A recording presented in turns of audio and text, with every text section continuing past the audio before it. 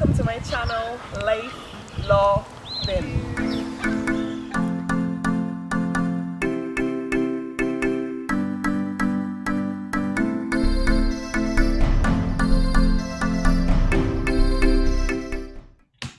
Hello everyone, welcome back to the channel.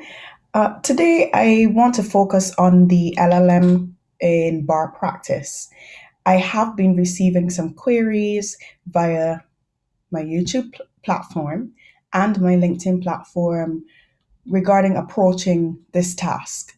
So, as you can see, I wish to disclose my secret formula for obtaining my distinction. Now, disclaimer, major disclaimer, I am not your supervisor or the marker for your LLM. So, this is basically just my advice. I'm just providing friendly advice. So, please feel free to disregard my advice if it does not align with your supervisor's guidance. Now, let's look at the critical reflective report.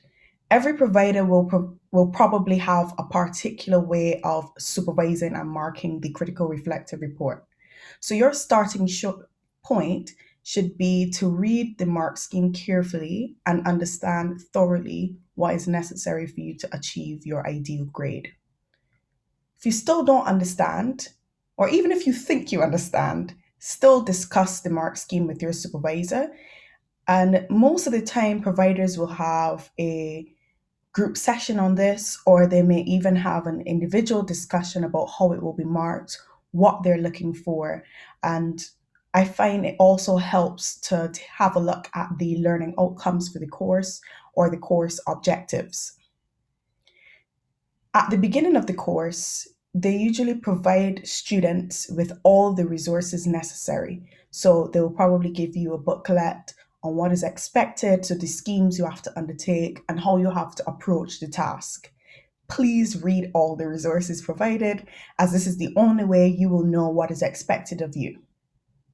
So after you've read these resources, you'd recognize that you need to understand certain reflection or reflective theories, because you have to pair the reflective theories with your respective experiences. This is a master's, which means it is not good enough to just describe what you have done.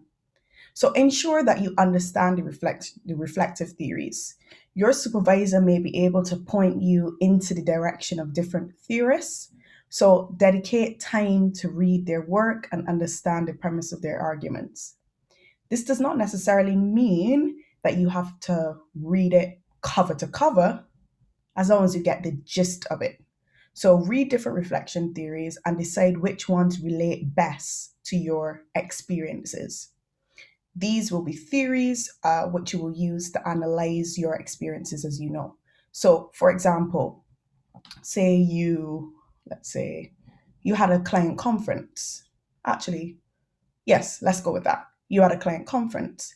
Um, you may record what happened, and then you can think about the way you prepared for it. And you may say, okay, well, maybe I could have done X and Y better. So, one of the theorists would talk about reflection in action and reflection on action. So, while you're writing, you can say, well, when during the conference, I recognized that there was a deficit in terms of my preparation in this particular area. So, was there anything I could have done? Recognize reflection and action didn't really work very well in that particular case because of X, Y, and Z. Okay. And then after, you can say, well, I've reflected on action. So, I've reflected on what I did. More preparation needs to be done or should have been done in that respective case. What do I need to do to remedy the situation, or if I had to do the situation again? Reflection on action. So now that I've said that, other helpful authors would include Jennifer Moon, Graham Gibbs, and Donald Shune. So do some wide reading and seek other authors who are writing about reflection. And as I say, listen to what they have to say or read what they have to say and see how it pairs up with your experiences. Now, this is a helpful tip. Every time you complete a scheme, create a table with the following. So a description of what happened, your feelings before, after, and during the case, an evaluation section as well. So, what was good and what was bad about the experience? Also, have some analysis in that table. So, what sense can you make of that situation? Was there anything else you could have done? And lastly, have an action plan. If you were in the same situation again, what would you do differently? Now, this table is not my ingenious idea, but my provider provided me with it, and it was derived from a reflective scholar named Graham Gibbs. So he has the basic model, and you can use that also to assist in your reflection. Actually, in terms of the structure of my critical reflective report, I actually structured my report based on these headings. I found it made it easier to flow. So it literally for me was description, make sure that's quite short and to the point, precise and concise. Then I had my feelings, then I had my analysis section, then I had my action plan for each scheme or for each work experience opportunity that I seized. Now, once you complete this table, you will find that you have done some in-depth reflection on your experiences already. This is not the only way to structure your report, as there are other ways. So, some people group their experiences together and analyzed simultaneously, or some people structure their report chronologically. I just preferred using Gibbs's model and dealing with each scheme one at a time, just so that it was easy to follow. Another helpful tip: schedule regular meetings with your supervisor. Although my supervisor could not read any of my work, she was permitted to answer any of my questions and to discuss aspects of my experience. So you can go away, read these theories, and then return to your supervisor's meeting saying, well, I've read Shun or I've read Moon, but I don't really understand how to apply it here. This was my experience. How can I pair these two together and do X and Y? Or I've done this and I think my analysis would be this, and they can give you tips, hints and tips on how you can better reflect or improve the analytical rigor when it comes to your reflection. So they can give you top tips on how to structure your report. And you can also discuss the theorist's ideas, as I stated, of reflection. Ultimately, figure out which theorist aligns with your reflection on certain experiences and start writing. Don't judge yourself too harshly, just start writing. Remember that once you have something on paper, you can then reshape it, you can edit it, you can do second, third, fourth drafts, but it can be intimidating when you just have a blank sheet and you're just telling yourself, I am really, really nervous, I don't know where to start. So just start writing. Remember, as I said, to limit the description of the experience to the essential points and really focus on the analysis, reflecting on what you did. What did you do wrong? Could you have prepared differently? How can you improve? What are your key takeaways?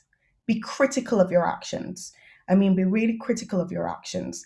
Analysis will really allow you to score at its top end of the marks. So have a think about the following few questions. Do you agree with the theorist's understanding of reflection? If so, why do you agree? Or why not? And use your experiences to really flesh this out. Did you find that you reflected in a similar way? Also, think about the context in which your experience occurred. Was it affected by the pandemic? Do you think that the pandemic affected justice being served effectively? Do you think that the pandemic enabled novel ways of working which ultimately benefited the client? All of these questions are thinking points. This would contribute to the analytical section. Think also about any ethical dilemmas. Remember, we learn about ethics on the bar course. Think about it in practice when you have done your work experience, elements of your work experience. A popular one is the one with confidentiality. So, did you feel Zoom, having a client conference or a client meeting on Zoom or Microsoft Teams, was secure to conduct client conferences? How did you deal with case papers? Did you download all case papers? Because I know sometimes we may be working from home, but we may not live alone. Some people don't live alone. Did you leave your case papers on your computer screen displayed for other persons to see? Remember, you must be keeping your case papers confidential. So think about all of these things. How did you store your case papers? Did you download it onto your system? Did you save it onto a stick? Or did you just read it online via emails and returned your case papers, or you never downloaded it at all? Did you adapt your way of working online to maintain confidentiality? So think about all of these crucial areas. Think about um, how working within the pandemic would have probably been different to working outside of the pandemic or pre-COVID times. Most importantly, as I said, and I know I said it before, speak to your supervisor regularly. You would be amazed at the amount of tips you can gain. Speak to them, converse with them. You should be speaking to them so often that they know you. They should know your name well, and you should start to build a rapport with them. Now, please do note that your supervisor may not be the person marking it. So just approach it with that kind of mentality, but gain as much assistance as you possibly can with your supervisor. And I mean, don't wait to the end to establish a relationship with your supervisor. I spoke to my supervisor from the beginning, all throughout the scheme. So we started work experience from the beginning of the year.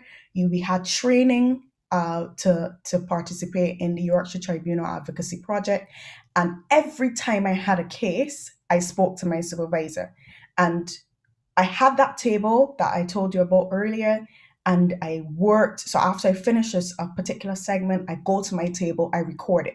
Now, the important thing about recording is that you don't have to make anything up at the end when you have your critical reflective report, because you can go back to, let's say, 5 months before when you worked on a case and you say, oh, yes, that's how I found it. Okay, this is how I found working with this solicitor. This is how I found working with this client. What did I learn? Ah, look, it's right there. You don't have to make up things, because the truth is, I'm telling you, you will probably, um, the report will probably be less impactful if you have to sit there and make up things at the end. I'm not saying it's impossible, because I know that there's some people that didn't use this method that I'm using, but I think it helps to keep track.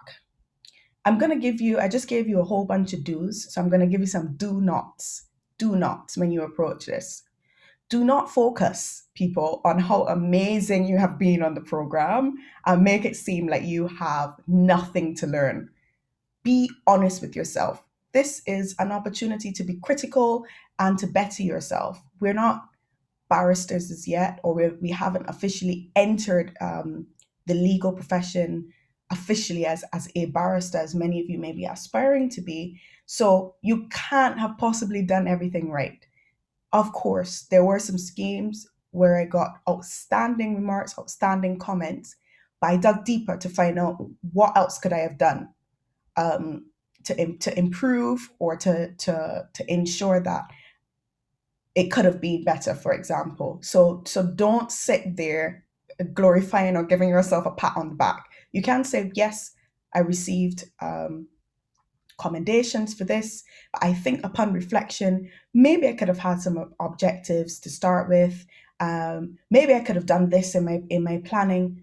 Please be critical. Again, this is the second do not. Again, do not make the report too descriptive. I think that is where many people make their mistakes. Do not sit there and write a descriptive narrative. It is very easy to do that. On February 14th, I had a conference with a client, and we spoke about a pending harassment action. And this is what happened. And then this is what happened. And then I advised the client that X and Y will happen if we do this. And then I said this, and then I said that. No, it is not supposed to be a descriptive piece, so don't write it like that. Do not, if you worked in a group, do not complain about how little your group members have contributed or participated, unless you evaluated and drew relevant conclusions on the impact this had on you and or your client. Now, some of these do not, most of these do not, were given to us on the course.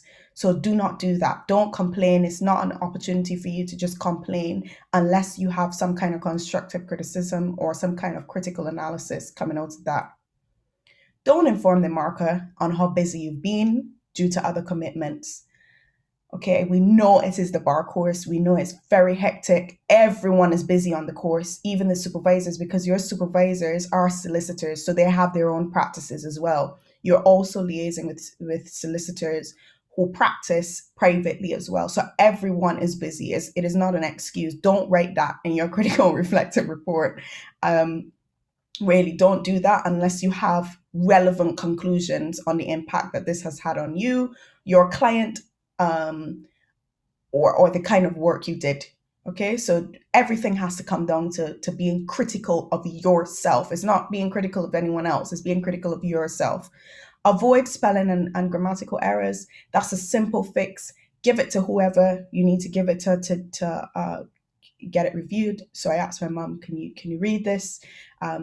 And people, it's fine to give it to someone that does not do law, because if they can understand it, it means you have written it well. You've written it well, because it's not supposed to be so dense or complicated that no one else can read it. Okay, you need to make sure that you're explaining yourself well, that the average person can pick up your report and understand what you did and understand the conclusions that you drew from it. Don't allow the marker to be left wondering about certain analytical questions. So you've given the broad outline. Don't leave them there sitting, looking at your report thinking, so why did she go about it this way? How about this way? So what happened there? I don't really understand. So where? How do you know this? How did you reach this conclusion? Don't do that. It means that there isn't enough analytical rigor. So give it to someone else who can read it and just be like, I don't really understand this conclusion that you made. I know you said this scholar said this, but I don't understand why you've made this conclusion with your experience. Remember the basics. Do not cite legislation, cases, or even author's name incorrectly. Okay, just don't do that. I remember, again, this is my last point. It is a critical reflective report, which means you must have analysis in there. You must be wrapping your experience, lacing it with analysis. This is the master's level, and there's a reason this is a master's, so you have to treat it accordingly. Thanks everyone for watching. Good luck to those of you who are deciding to undertake the LLM in bar practice or the pro bono LLM. Different providers will call it different things. Have a good one, people, and see you on the next video.